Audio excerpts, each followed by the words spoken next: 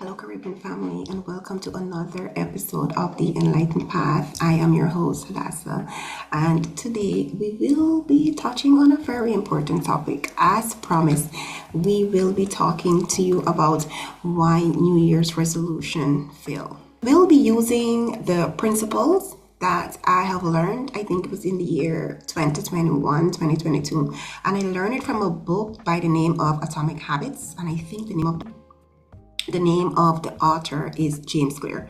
And you will hear me talking about books a lot. I will be talking about books because pretty much books saved my life.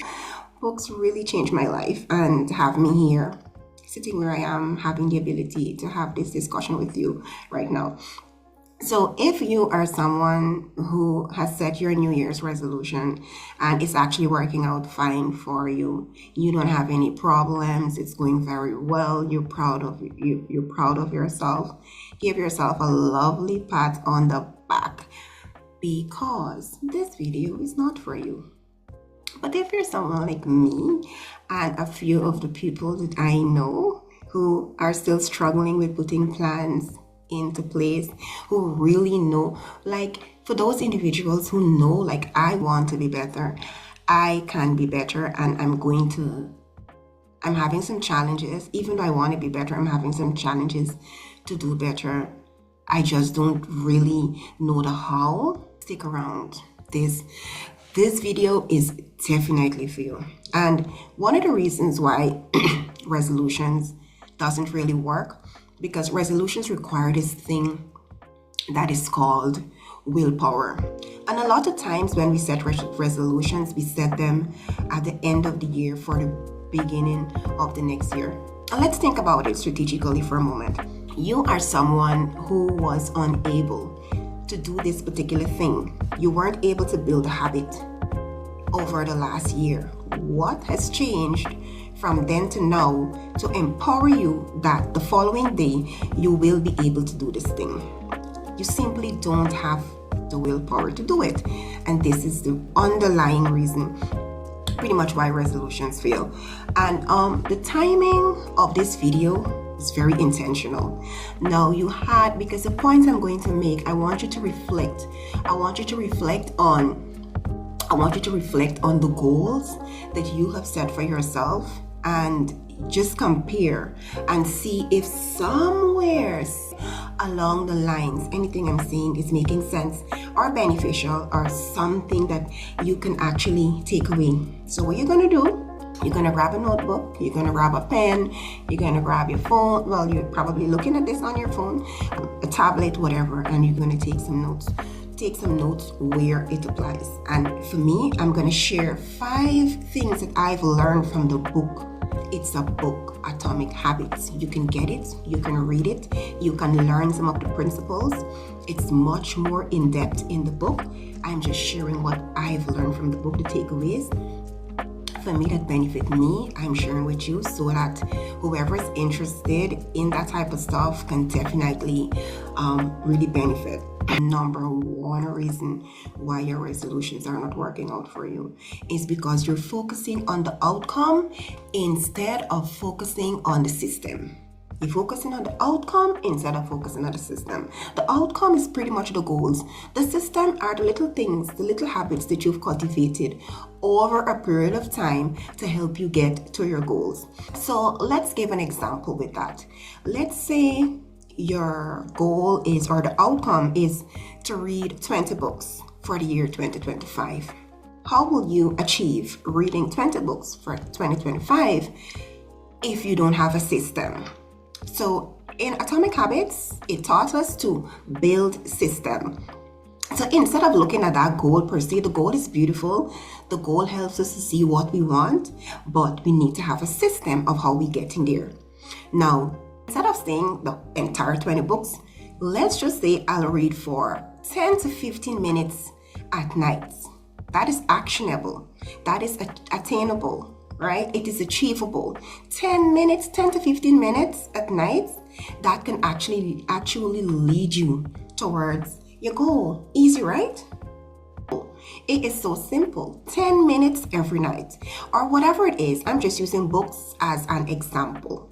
but it's pretty much whatever it is. Okay?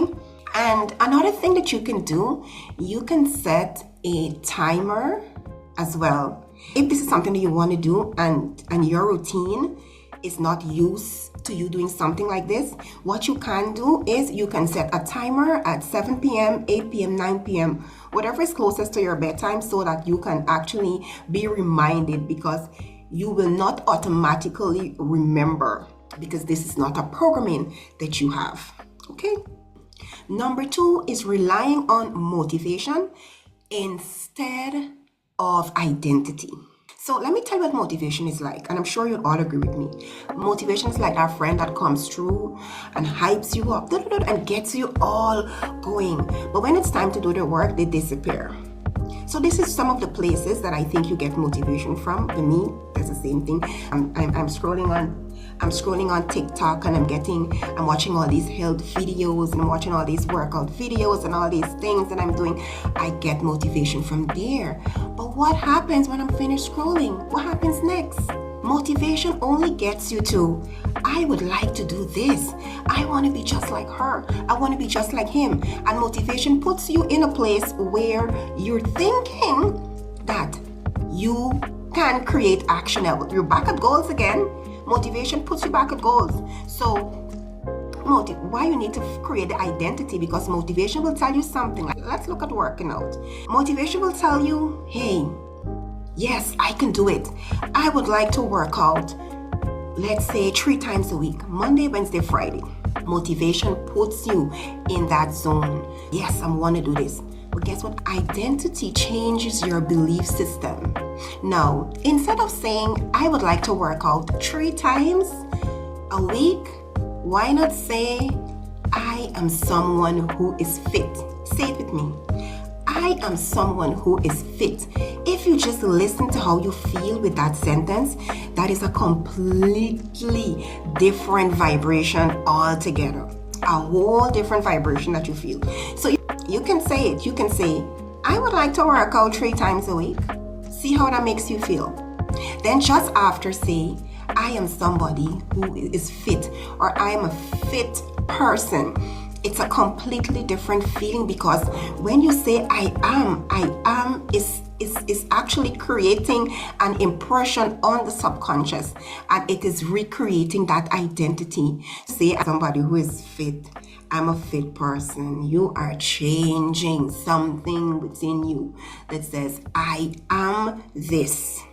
It's like affirmations. So you can say, don't just say I'm a fit person. And the beauty about it is, when you start to say that you are a fit person, guess what happens? You start to make all those little decisions from a perspective of somebody who is fit. Somebody who is fit will not eat this, they will not eat that. Somebody who is fit, somebody who is a fit person, will not put anything in their mouth. Somebody who is fit will make healthy choices. It's different than saying, you get the point. Okay, good. Now, before we continue, let me know in the comment section the craziest New Year's resolution you have ever set. Is there a crazy, wild resolution? I don't know where you got it from, but somehow you thought you were capable of pulling this off. But just like the rest of us, epic failure. Oh my, number 3. I struggle with this. Listen, I struggle with number 3, but I tell you, number 5 has helped me. But I struggle with number 3 for so long. Like, oh my gosh, trying to change too much at once. Trying to change too much at once.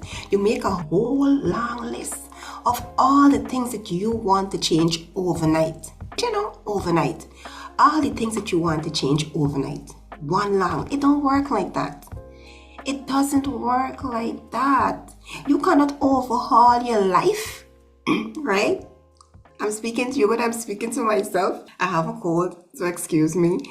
I'm speaking to you, but I'm speaking to me. I'm speaking to the me. You cannot overhaul your life overnight. It does not work like that. Oh my gosh. Instead, consistent, sustainable, and tiny habits make improvements. Step by step. little by little. So sometimes we might want to do a health thing that says no sugar and completely I'm not going to use sugar. I'm going to completely cut out sugar from my diet. What would you? I mean, it would be cool if you can do that.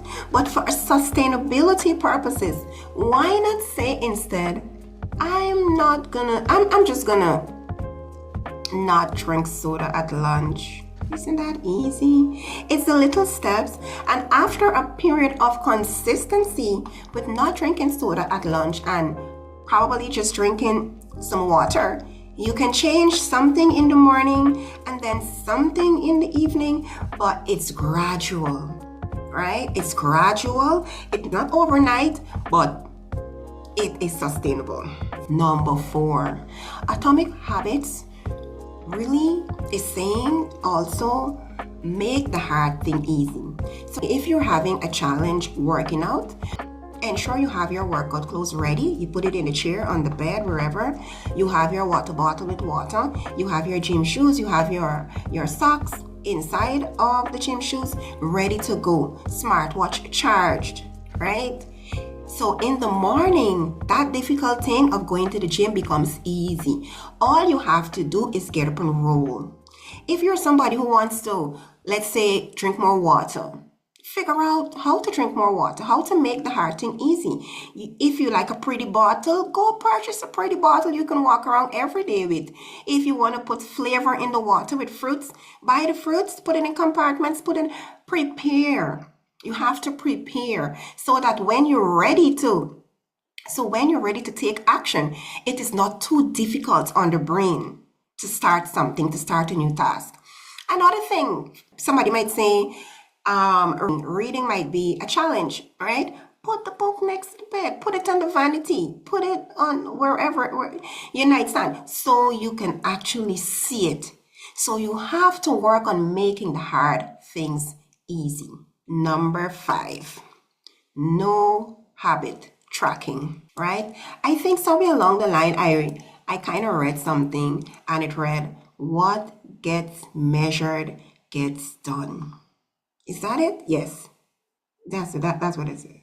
What gets measured gets done. You're not measuring, you're not doing it. And even if you even if you're doing, how are you tracking? So you can review to know if implementation is occurring accurately. All right. So what gets measured gets done. So what I did, and I'm telling you, this was the game changer for me. This was it. This here. So what I did, I searched around my circle for somebody who I know is the most disciplined. Not my best friend, who I talk with almost every day, or my sister, right? Or the person who calls me none of those persons. Or the person not the person I discuss business with, not my best friend, not my sister.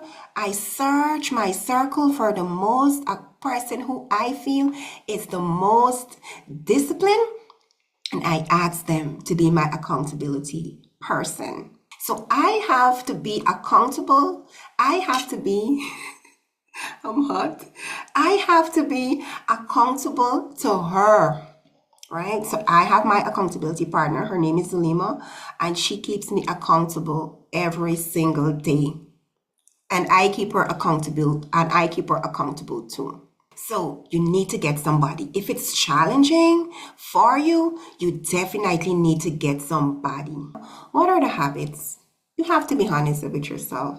What are some of the habits that you are working on, that you're having a challenge with? Share it in the comment section so we can all be accountable to each other. Someone might be able to share an advice as to how they might be struggling with the same thing as some of the tips that they have utilized, because I didn't know. I had to go search. I had to get information from somebody else.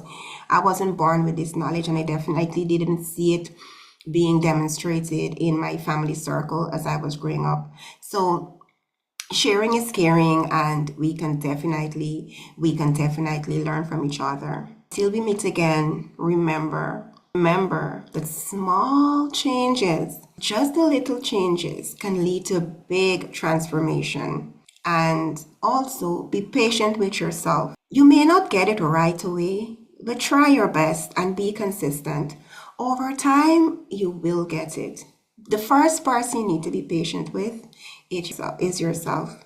So I'll see you next on the beautiful souls and stay on the enlightened path. Bye bye.